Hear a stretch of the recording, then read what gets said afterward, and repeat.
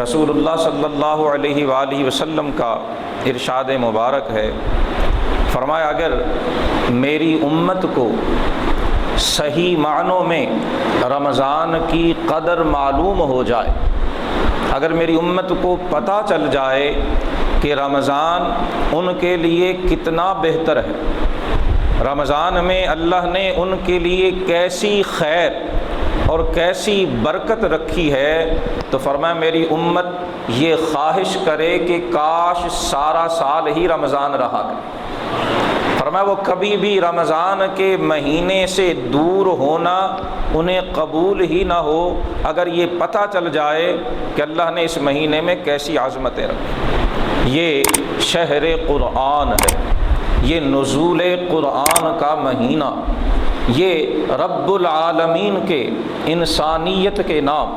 اپنی مخلوق کے نام،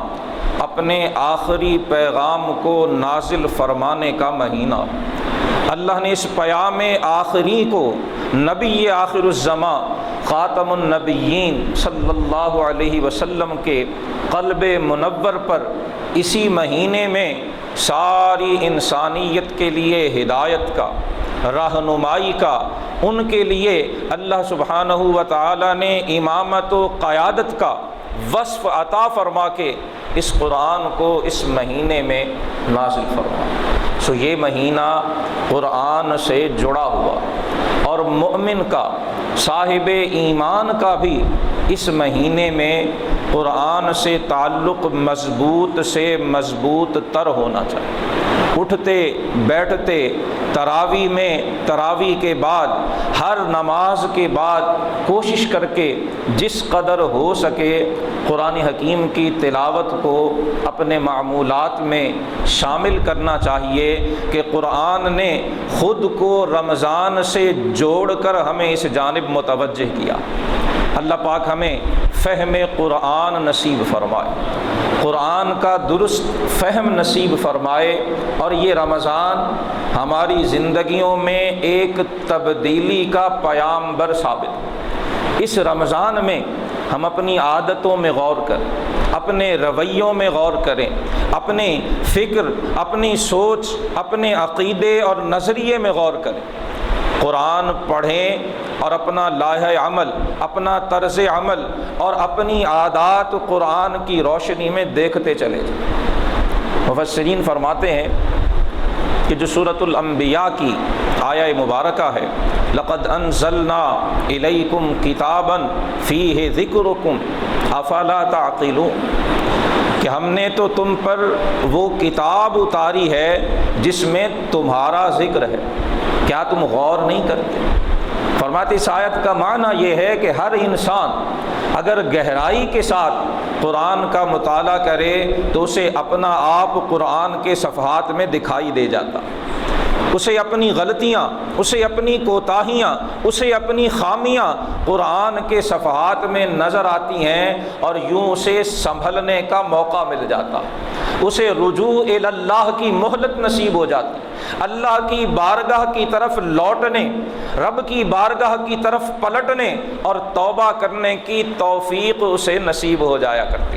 یہی معنی فیہ ذکرکم کا ہے کہ ہم نے تمہارے نفوس کے عیب، جو خامیاں ہیں، جو تمہارے اندر شارٹ کمنگز ہوا کرتی ہیں، اسے قرآن میں بیان کر دیا تاکہ تم انہیں پڑھو، سمجھو اور پھر اسے دور کر کے خود کو متقین کی صف میں شامل کر،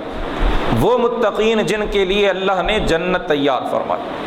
اور جب یہ عظیم مہینہ شروع ہوتا ہے، احادیث مبارکہ میں ہے کہ اللہ پاک نے میری امت کو اس مہینے میں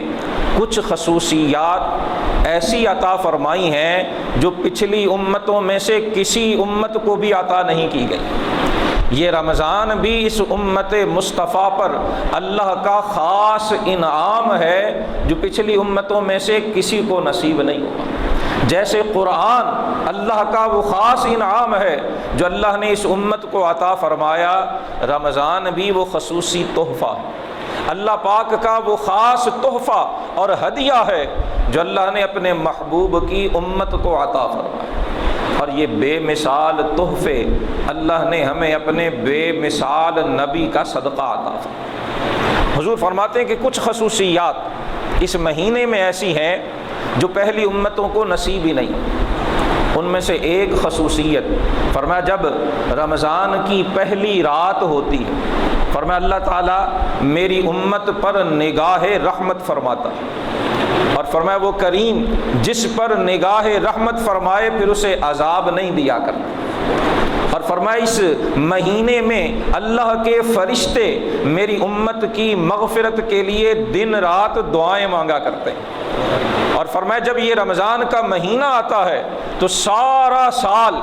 اس کی تیاری میں جنت کو سجایا جاتا ہے۔ اللہ پاک رمضان کے آنے پہ جنت کو ارشاد فرماتا ہے کہ جنت اپنی نعمتوں کو آراستہ کر لے، انہیں سجا لے، انہیں سنوار لے، تاکہ میرے وہ بندے جو دنیا میں میری عبادت میں، مشقت میں، تھکاوٹ میں مبتلا ہیں، وہ تیری نعمتوں سے لطف اندوز ہو کے اپنی مشقت سے آرام کر سکیں۔ اللہ پاک یہ جنت کو ارشاد فرماتا ہے۔ اور پھر فرمایا وَلَخَلُوفُ فَمِ الصَّائِمِ أَطْيَبُ عِندَ اللَّهِ مِنَ الْمِسْكِ أَوْ كَمَا قَالَ الرَّسُولُ صلی اللہ علیہ وسلم۔ فرمایا وہ روزہ دار جو سارا دن اللہ کی رضا کے لیے بھوکا رہتا، رضائے الہی کے لیے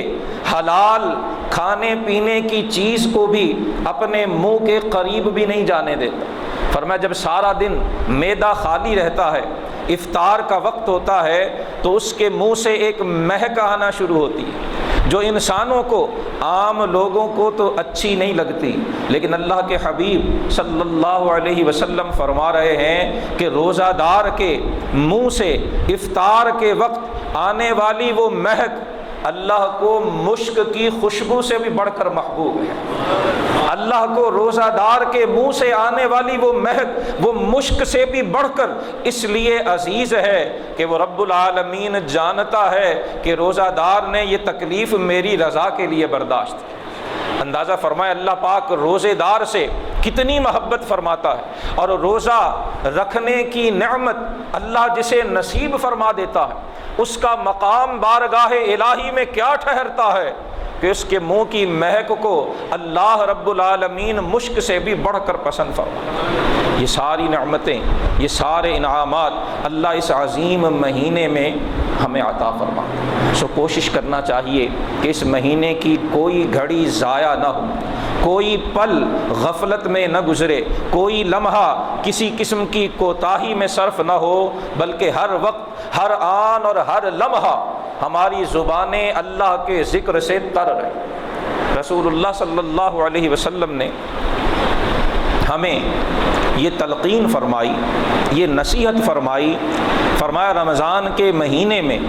4 خصلتیں ایسی ہیں جنہیں تمہیں ضرور اپنانا چاہیے، اور ان 4 میں سے فرمایا 2 تو بے حد لازمی ہیں اور 2 کے بغیر کوئی اور چارہ ہی نہیں۔ فرمایا جو 2 باتیں تمہارے لیے لازم اور ضروری ہیں، فرمایا ان میں سے ایک لا الہ الا اللہ۔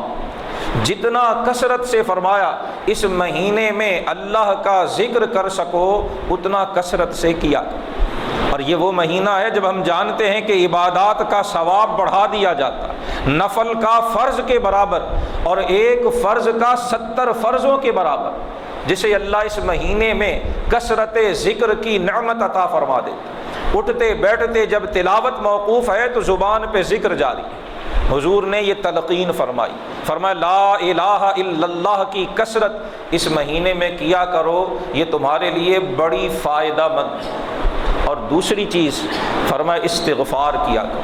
کثرت کے ساتھ استغفار اس مہینے میں بندہ مومن کے گناہوں کی معافی کا بہانہ بن جایا کرو۔ اور یہ عشرہ رحمت رسول اللہ صلی اللہ علیہ وسلم نے اس مہینے کی عظمت کو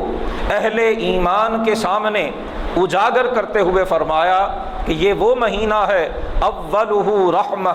واوسطہ مغفرہ وآخرہ عتق من النار، او کما قال الرسول صلی اللہ علیہ وسلم۔ فرمایا میری امت یہ وہ مہینہ ہے کہ جس کا آغاز سراپا رحمت ہے، اس کے پہلے 10 دن اللہ کی رحمتوں کے، اس کی مخلوق، اس کے بندوں ایمان والوں پہ چھما چھم برسنے کے دن ہوا کرتے۔ فرمایا اس رحمت کے عشرے سے فائدہ اٹھایا، دوسرا عشرہ فرمایا وہ مغفرت اور بخشش کا عشرہ، اور تیسرا عشرہ فرمایا وہ جہنم کے عذاب سے آزادی کا عشرہ ہے۔ اللہ کے حبیب صلی اللہ علیہ وآلہ وسلم نے استغفار کی اس پورے مہینے میں ہمیں کثرت کرنے کی تلقین فرمائی، اور اس عشرہ رحمت میں خصوصاً یہ دعا جو قرآن میں بھی ذکر ہوئی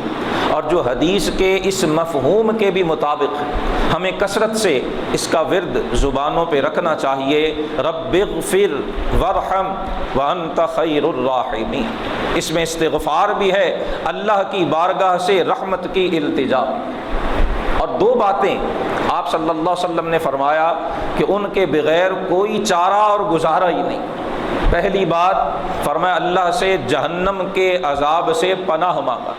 کہ یا اللہ ہمیں عذاب جہنم سے اپنی پناہ عطا فرما، اور تیسرا فرمایا اللہ کی بارگاہ سے جنت کی نعمتیں مانگا کر۔ فرمایا یہ چار چیزیں،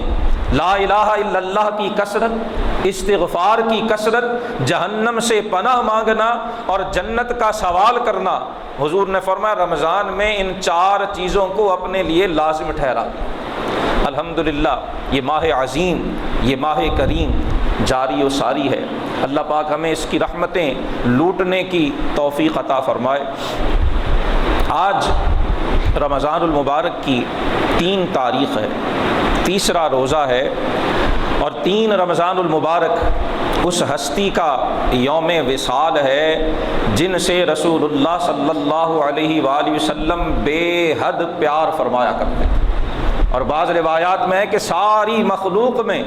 پوری انسانیت میں رسول اللہ صلی اللہ علیہ وسلم کو سب سے زیادہ محبت انہی ہستی سے تھی، اور حضور کے اہل بیت، حضور کے خاندان مقدس، حضور کی آل پاک کی یہ وہ عظیم ہستی ہیں کہ ربیع الاول میں رسول اللہ کا وصال با کمال ہوا ہے، اور صرف 6 ماہ کے بعد وہ ہستی بھی رسول اللہ کی بارگاہ میں حاضر ہو گئی۔ میری مراد رسول اللہ صلی اللہ علیہ وسلم کی لخت جگر،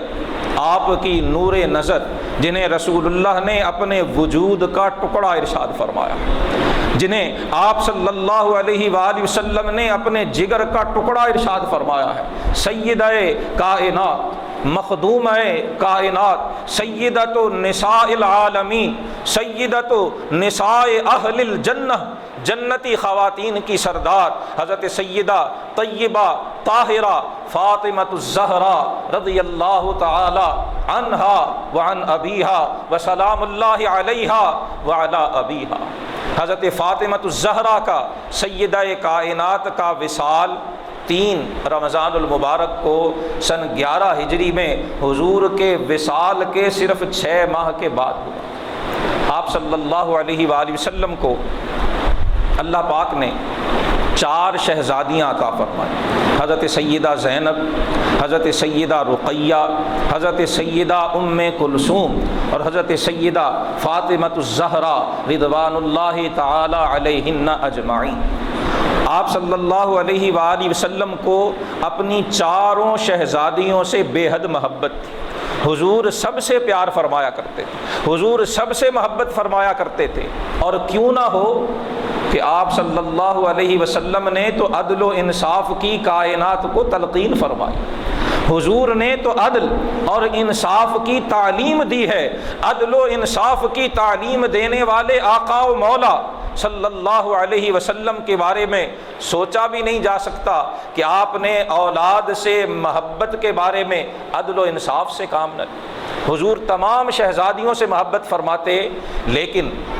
یہ بات قرآن حکیم سے ثابت ہے کہ اللہ جسے چاہے اسے بلند شان سے نوازا کرتا۔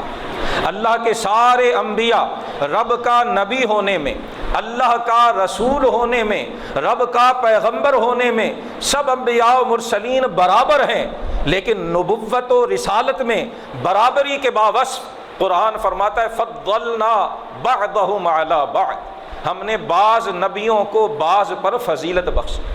مہینے سارے اللہ کے بنائے ہوئے ہیں، دن سارے اسی کے ہیں، راتیں ساری اسی کی ہیں، لیکن رمضان کے مہینے کو باقی مہینوں پر فضیلت اسی رب نے عطا فرمائی۔ تو جیسے اللہ نے مہینوں میں سے رمضان کو باقی مہینوں پر فضیلت عطا فرمائی، انبیاء و مرسلین میں اپنے حبیب صلی اللہ علیہ وسلم کو تمام انبیاء و مرسلین پر فضیلت عطا فرمائی، اس امت محبوب کو ساری امتوں پر فضیلت عطا فرمائی۔ یوں ہی اللہ نے رسول اللہ کی اس شہزادی کو، رسول اللہ کی سب سے چھوٹی دختر نیک اختر کو، رسول اللہ کی سب سے چھوٹی نور نظر کو اللہ پاک نے حضور کی تمام شہزادیوں پر فضیلت عطا فرمائی۔ اب بعض دوست یہ سوال کرتے ہیں کہ انہیں یہ فضیلت کیوں دی گئی؟ حضرت فاطمہ الزہرا رضی اللہ تعالی عنہا کا رتبہ اور مقام باقی سے زیادہ کیوں ہے؟ تفصیل کا وقت نہیں ہے، مختصراً صرف قرآن کی یہ آیت اپنے پیش نظر رکھا کریں جس میں اللہ نے اس کیوں کا جواب دیا ہوا کہ جب کسی پر اللہ کا فضل ہوا کرتا ہے، اللہ کسی کو عزت کے لیے، اعزاز کے لیے، سعادت، فضیلت، شرافت اور بلند رتبے کے لیے چن لیا کرتا ہے تو فرمایا ذالک فضل اللہ یؤتیہ من یشاء، یہ اللہ کا فضل ہوا کرتا ہے، وہ جسے چاہے اس سے نواز دیا کرتا ہے۔ اس کی شان یہ ہے لا یسأل عما یفعل وہم یسألون، جسے وہ اپنے فضل سے نواز دے، جسے دوسروں پر امتیازی فضیلت عطا فرما دے، یہ اس کا کرم ہوا کرتا ہے اور کوئی اس سے پوچھنے کی جسارت نہیں کر سکتا۔ حضرت سیدہ کائنات رسول اللہ صلی اللہ علیہ وسلم کی سب سے چھوٹی شہزادی تھی، آپ صلی اللہ علیہ وسلم ان سے بے حد محبت فرماتے، آپ پہلے پہل اسلام قبول کرنے والوں میں آپ کا شمار ہے۔ اور یاد رکھیے گا سیدہ کائنات اور حضور کی شہزادیوں نے بھی اسلام کے لیے بے پناہ قربانیاں دی۔ مورخین نے لکھا ہے کہ ایک بار حالت نماز میں جب مشرکین و کفار نے رسول اللہ صلی اللہ علیہ وسلم پر سجدے کی حالت میں جو ہے وہ اونٹ، ذبح شدہ اونٹ کی اوجڑی لا کے آپ کی پیٹھ مبارک پہ رکھی، یہ سیدہ کائنات تھیں جو صغر سنی کے باوجود، کم عمری کے باوجود گھر سے دوڑتی ہوئی آئیں اور اپنے بابا جان کی پشت سے اس اوجڑی کو اتار کے دور کیا۔ حضرت سیدہ کائنات اور حضور کی تمام شہزادیوں نے اسلام کے لیے مکہ سے مدینہ کی طرف ہجرت بھی کی۔ یہ سینکڑوں میل کا فاصلہ رسول اللہ کی شہزادیوں نے دین اسلام کے لیے طے کیا۔ ہجرت کے بعد رسول اللہ صلی اللہ علیہ وسلم نے سیدہ کائنات کا حضرت فاطمہ الزہرا کا نکاح جناب علی المرتضیٰ شیر خدا کرم اللہ وجہہ الکریم کے ساتھ بڑی سادگی کے ساتھ اور بڑے وقار کے ساتھ فرمایا۔ اور روایات میں حضور نے فرمایا کہ میں نے حضرت فاطمہ کا نکاح حضرت علی سے فرمایا اپنی مرضی سے نہیں بلکہ اللہ کے حکم سے کیا۔ جب آپ نے سیدہ کائنات کی بڑی سادگی کے ساتھ رخصتی فرمائی، شام کے وقت آپ حضرت علی کے کاشان اقدس میں تشریف لے گئے اور پانی کا ایک پیالہ منگوایا، اس پہ جو اللہ کو منظور تھا آپ نے پڑھا اور پڑھ کے وہ پانی حضرت فاطمہ الزہرا اور حضرت علی المرتضیٰ پہ چھڑکا، اور چھڑک کے اللہ کے رسول نے انہیں برکت کی دعا ارشاد فرمائی۔ اس انداز سے سیدہ کائنات کی ازدواجی زندگی کا آغاز ہوتا، اور اللہ اکبر، پھر آپ کے حالات پڑھ کر انسان حیران رہ جاتا کہ کائنات کی افضل ترین ہستی ہیں، حضور کی شہزادیوں میں سب سے بلند شان اور رتبے کی حامل ہیں، حضور کی زبان نے انہیں جنتی عورتوں کی سردار ارشاد فرمایا ہے، لیکن گھر میں جھاڑو خود لگا رہی ہیں، چکی پہ آٹا خود پیس رہی ہیں، پانی خود بھر کے لا رہی ہیں، گھر کے سارے کام کاج سیدہ کائنات اپنے ہاتھوں سے خود سر انجام دے۔ روایات میں ہے کہ بعض اوقات چکی چلا چلا کے میری مائیں، میری بیٹے اور بیٹیاں اور بہنیں اگر سن رہی ہیں خدارہ سیدہ کائنات کی سیرت کو پڑھیے، حضور صلی اللہ علیہ وآلہ وسلم کی اس عظیم شہزادی کے حالات زندگی تو پڑھیے،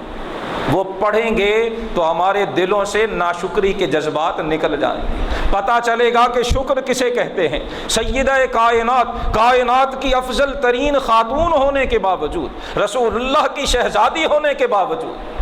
کیا حضرت فاطمہ سے بڑھ کر بھی کوئی شہزادی ہو سکتی ہے؟ امام الانبیاء والمرسلین کے جگر کا ٹکڑا ہے، چکی چلا چلا کے ہاتھوں پہ چھالے آ جاتے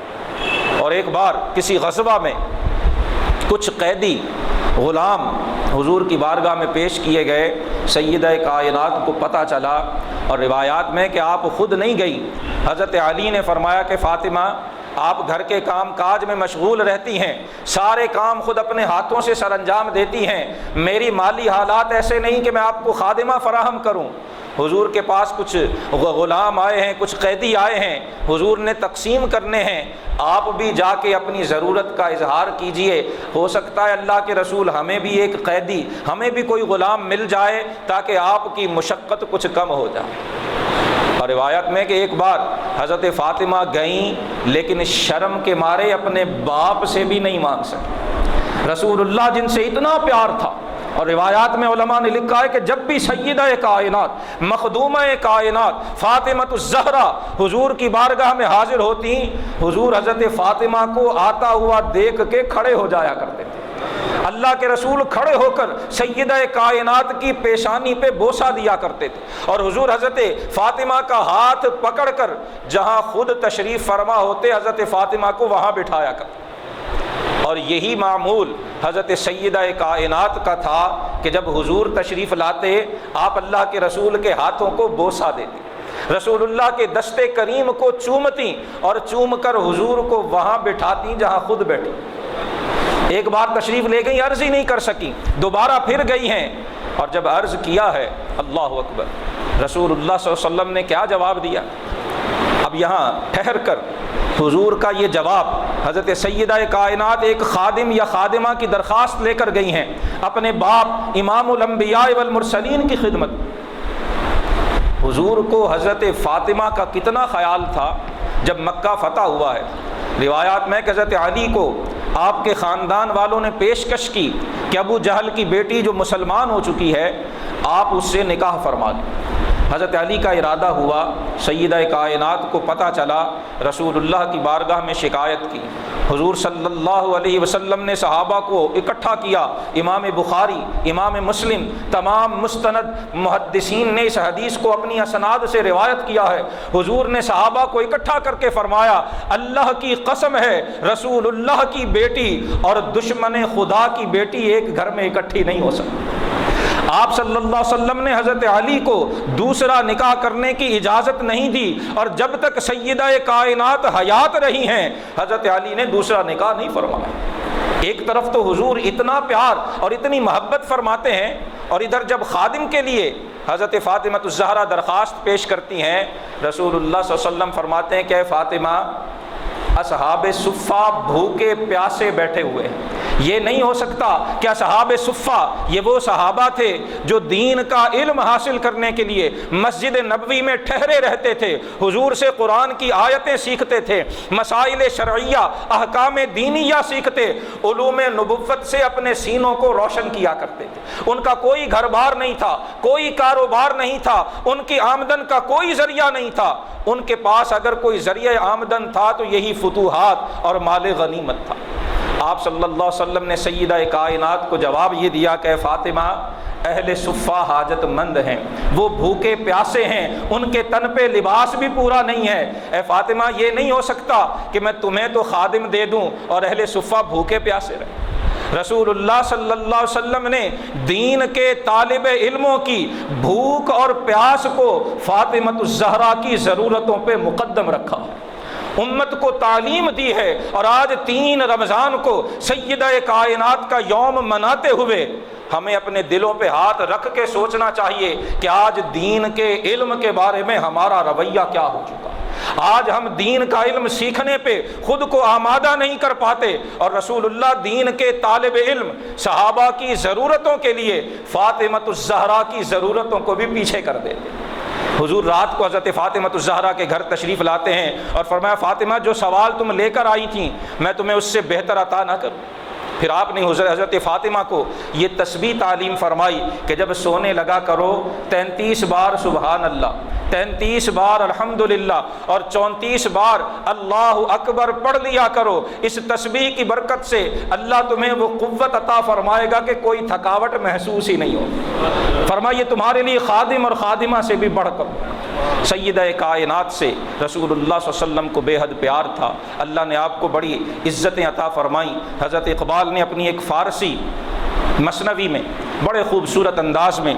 بڑے محبت اور پیار بھرے انداز میں آپ کی شان اور عظمت و مقام کا ذکر کیا ہے، اسی پر آج ہم خطبہ جمعہ کا اختتام کریں گے۔ حضرت اقبال فرماتے ہیں، مریم از یک نسبت عیسیٰ عزیز، از سہ نسبت حضرت زہرا عزیز۔ ابھی رات ہم نے سورہ آل عمران کی تلاوت سنی، سیدہ مریم کی تمام جو فضیلتیں ہیں ان کا ذکر کیا گیا ہے۔ اقبال کہتے ہیں سیدہ مریم کو یہ فضیلت حاصل ہے کہ وہ مادر عیسیٰ ہیں، وہ جناب عیسیٰ روح اللہ کی والدہ ہیں، اور اللہ نے حضرت زہرا کو تین نسبتیں عطا فرمائیں۔ ان تینوں نسبتوں کی آپ تفصیل بیان فرماتے ہیں، نور چشم رحمت للعالمین، امام اولین و آخرین، کہ فاطمۃ الزہرا رحمت للعالمین کی نور چشم ہیں، حضور کی آنکھوں کی ٹھنڈک ہیں، بانوے تاج دار حل عطا، مرتضی مشکل کشا شیر خدا۔ حضرت فاطمہ کو دوسرا اعزاز یہ حاصل ہے کہ آپ حضرت مولا علی مشکل کشا کی زوجہ محترمہ ہیں، آپ علی المرتضیٰ کی شریکہ حیات ہیں۔ حضرت علی کی شریکہ حیات ہونا یہ فاطمۃ الزہرا کی بے مثال خصوصیت۔ اور تیسری خصوصیت آپ فرماتے ہیں، مادر مرکز پرکار عشق، مادر کارواں سالار عشق۔ حضرت فاطمہ کی تیسری بے مثال نسبت یہ ہے کہ وہ حسن و حسین کی ماں ہے، بیٹی ہیں تو رحمت للعالمین کی، زوجہ ہے تو باب و مدینۃ العلم فاتح خیبر مولا علی مشکل کشا کی، اور ماں ہے تو حضرت حسن و حسین کی، جنتی جوانوں کے سردار کی۔ قربان جائیے سیدہ کائنات کی تربیت پہ، آپ کی ماں ہونے کی شان پہ، کہ جس گود نے اس کائنات کو حسن و حسین جیسے جوان پال کر دیے، جنہیں حضور نے جنتی جوانوں کا سردار ارشاد فرمایا ہے، اس حسن و حسین کی اولین تربیت گاہ فاطمۃ الزہرا کی گود تھی۔ حضرت اقبال کہتے ہیں کہ آپ نے ان دونوں کی بے مثال تربیت فرمائی، اور آخر میں خراج عقیدت پیش کرتے ہوئے آپ نے سارا خلاصہ حضرت سیدہ کائنات کی سیرت کا، میدان کربلا میں امام حسین کی قربانیوں کا، جناب امام حسن نے امت کو اکٹھا کرنے کے لیے جو عظیم قربانی دی، ان سب کا ذکر کر کے حضرت اقبال فرماتے ہیں، سیرت فرزندہا از امہات، جوہر صدق و صفا از امہات۔ میری بیٹیاں، میری بہنیں، میری مائیں اگر سن رہی ہیں تو یہ اقبال کا شعر بڑا یاد رکھے جانے کے لائق ہے۔ اقبال کہتا ہے جس گود کے تربیت یافتگان حسن و حسین ہوئے ہیں، یہ مثال ہمیں سمجھا رہی ہے کہ اولاد میں جو نیکی آتی ہے وہ ماں کی طرف سے آتی ہے۔ جوہر صدق و صفا از امہات، اولاد کا بلند کردار یہ ماں کی گود کی عظمت کی نشانی ہوا کرتا ہے۔ اولاد کے کردار کی چمک، اولاد کے کردار میں صدق و صفا کے موتی یہ بتاتے ہیں کہ جس مقدس سینے کا دودھ نوش کیا ہے وہ بڑی عظمتوں والا ہے، وہ وجود بڑی برکتوں والا ہے، وہ بڑی فضیلتوں والا ہے، جنہوں نے ایسی اولاد کی تربیت کی۔ مزرع تسلیم را حاصل بطول، مادرا را اسوائے کامل بطول۔ حضرت اقبال کہتے ہیں کہ اللہ کے احکام پر سر تسلیم خم کر دینا، اللہ اور اللہ کے رسول کے حکم پر سر کو جھکا دینا، یہ حضرت فاطمہ کی خصوصیت۔